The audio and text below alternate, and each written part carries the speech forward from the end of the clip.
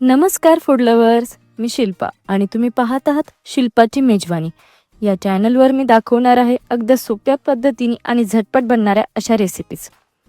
आजची आपली रेसिपी आहे आईस पॉप्स. तुम्ही ही रेसिपी नक्की एकदा ट्राय करून बघा. चला तर मग सुरुवात करूया आजच्या या रेसिपीला. सर्वात आधी एका पातेल्यात थंड पाणी घेऊया.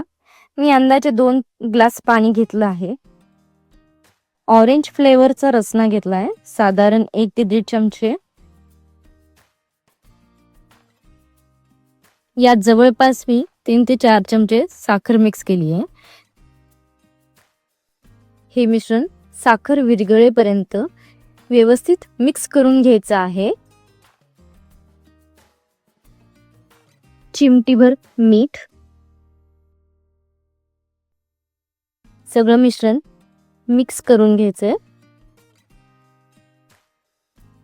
तयार मिश्रण आईस पॉप मोल्ड मध्ये भरून घ्यायचंय. तुमच्याकडे जर मोल्ड नसेल तर छोट्या कप मध्ये किंवा ग्लासामध्ये पण तुम्ही हे मिश्रण भरून ठेवू शकतात. कव्हर करून घेतलं. त्याच्यानंतर मी हे 6 ते 7 तासासाठी फ्रीज करणार आहे.